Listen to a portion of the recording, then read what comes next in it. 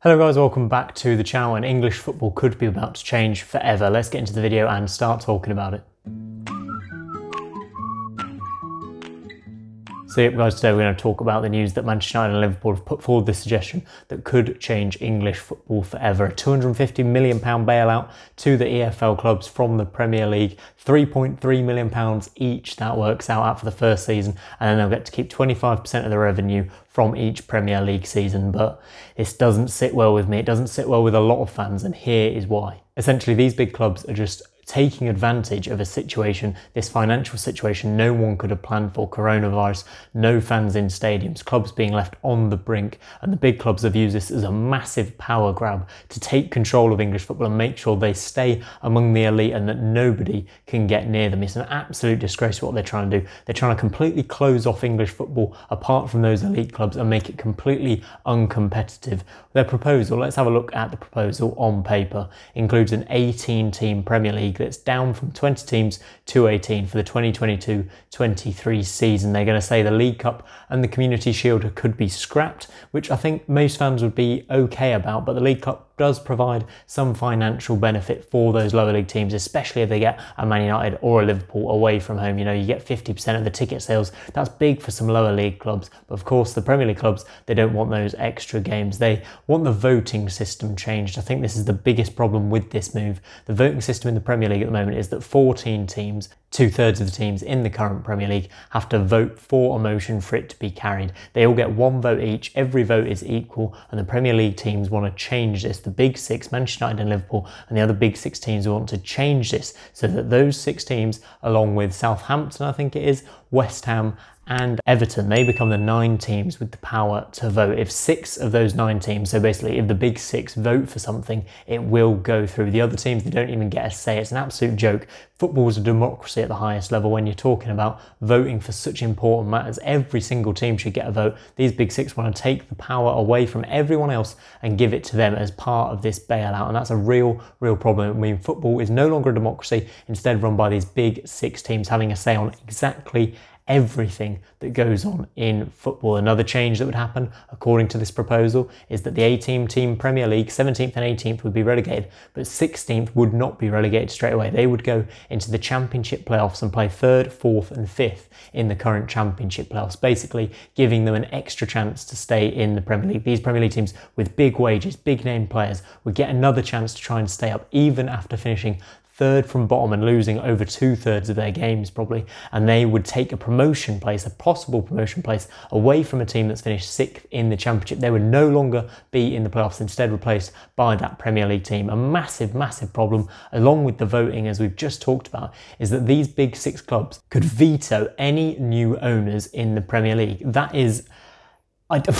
They're basically vetoing any new owners in any competition they could possibly face. A big example of this is Newcastle this summer. They could have got new owners, could have got very rich owners, and basically these clubs, Manchester City themselves, want to stop another Manchester City happening and face even less competition in the league. These 6 clubs and the 9 clubs that I've already just mentioned are happy in the Premier League. They're happy the way things are. They want to play less games and they want to stop anyone else getting into their little exclusive club, and that is what is so horrendous about this decision. They're taking advantage of a situation, the rich clubs manipulating the system in their favour and to make sure nobody else can touch them. It's just greedy, it's selfish, it's power hungry. The rich clubs have made a massive power grab here, and the worst thing is I think it's probably gonna go through. So what effects is this going to have on the Football League? This is a Football League channel, of course, so the Football League clubs come first to us, and the big deal is that 2 clubs are going to be lost from the Premier League, but 24 teams are still going to be in Championship, League One and League Two. And you know what that means. 2 clubs in League Two will drop out of the Football League. We've seen so many teams go bust after dropping out of League Two, and now Premier League clubs are masking this saviour, the money they're putting forward as some sort of saviour for English football by booting 2 clubs out of the Football League, and the clubs that really need to stay in the Football League at the bottom of League Two are going to get kicked out. They're getting rid of parachute payments as well, which has been controversial for a little while, giving boosts to Championship clubs who had been in the Premier League. They're getting rid of them as well, and instead giving this money out evenly, it seems, for now. But this really is a bad decision. The trickle down effect from these Premier League decisions is going right down to the bottom of League Two, and the National League is then going to have more teams in it. Then they're going to have to deal with these extra teams, and it's just effectively all come from the very, very top. The problem here with English football, they're taking out the competitiveness from them. We're just going to see Liverpool, Man City, Man United try and win the Premier League every year. And you know what? That is sickening, and I don't want to see it. It's going to be boring for every single person to watch. And a real issue here that we need to mention is another slight rule change, which I don't think too many people have actually mentioned, is that these Premier League teams have not mentioned anything to do with the B teams that kicked up all that fuss last week and the week before. But what they have done is allowed 15 of their players to go out on loan. So you see this Chelsea system gathering loan players. They're going to allow 15 of their players to go out on loan to the Football League, 4 of them to one club at one time. So we're saying there's not going to be any B teams, but Premier League players, you're basically going to have a B team in there anyway. Chelsea, you're going to loan 4 players to Cheltenham or whatever, and they'll be your little B team, and you can see how they develop. That is what's going to happen here. Not too many people have picked up on that one, but that is going to ruin the Football League system. 4 loans from one Premier League club, 15 loans. It's just going to be a farmland of Premier League young players rather than players who actually belong to these Football League clubs and can be sold on for a higher value. There's so many issues with this, but that is a real major one. This will be the biggest change since 1992, when those top flight clubs, first division clubs, broke away to form the Premier League and get a bigger slice of the TV money.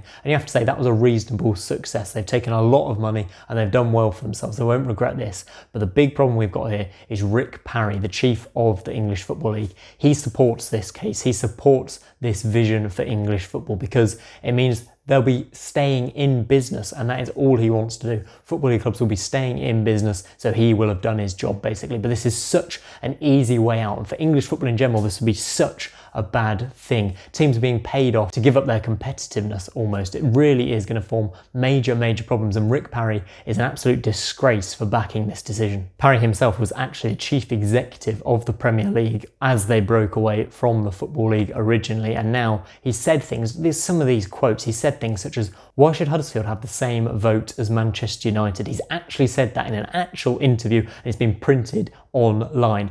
Why would Huddersfield have the same vote as Man United? And what he means is Man United are such a rich club, have so much more revenue. Why should little old Huddersfield have the same say as them when it comes to democracy? Well, that is what democracy is, isn't it? Every single person gets a vote and everybody is equal. It doesn't matter how much money you earn. It doesn't matter how many season ticket holders you've got. Huddersfield are just as an important part of English football and the English Football League system as Manchester United. Huddersfield are a really historic club. They've got league titles to their name. I'm pretty sure when they won the league title, Man United weren't even in the top division. Why does their say have any less impact as Man United's? Rick Parry's, he's just gone off the rails. He's completely lost it. He's completely lost touch with what the English football fan wants and what the Football League fans want, just to try and keep his club safe and keep his head above water. Now, you've got to say there are positives to this. I can't be all shouting and swearing and getting annoyed about this, because there are positives. This money for football clubs in the UK, this money for League 2 and League 1 clubs is really important. But why on earth couldn't the Premier League just do it without having this ulterior motive of getting their big clubs to stay big?